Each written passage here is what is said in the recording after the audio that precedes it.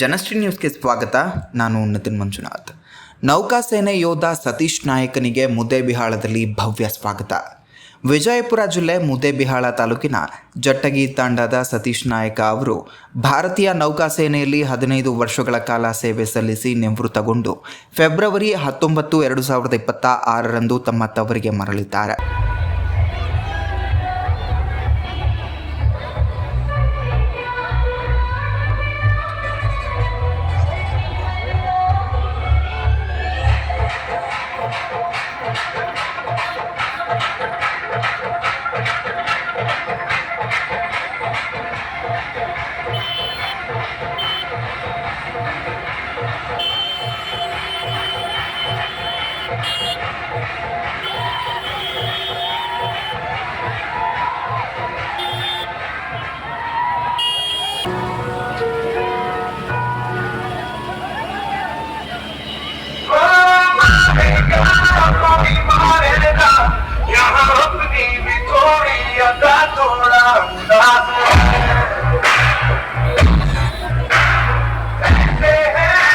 ನಿವೃತ್ತ ಯೋಧರ ಆಗಮನದ ಹಿನ್ನೆಲೆಯಲ್ಲಿ ಮುದ್ದೇಬಿಹಾಳ ಪಟ್ಟಣದಲ್ಲಿ ಭವ್ಯ ಸ್ವಾಗತ ಕಾರ್ಯಕ್ರಮ ಆಯೋಜಿಸಲಾಗಿತ್ತು.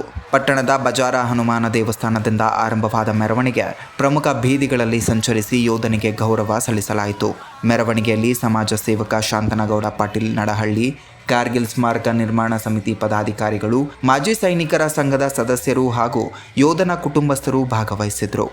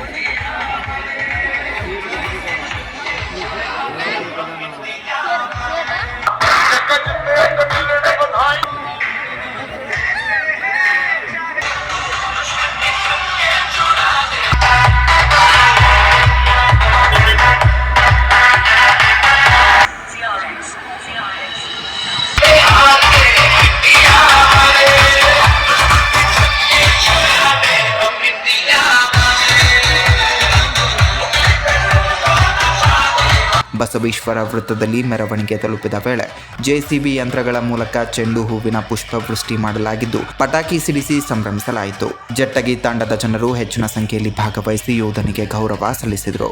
ಈ ಸಂದರ್ಭದಲ್ಲಿ ಬಂಜಾರ ಯುವಕ ಮುಖಂಡರಾದ ವಿಶಾಲ್ ಚಂದ್ರಶೇಖರ್ ಸೇರಿದಂತೆ ಹಲವರು ಉಪಸ್ಥಿತರಿದ್ದರು.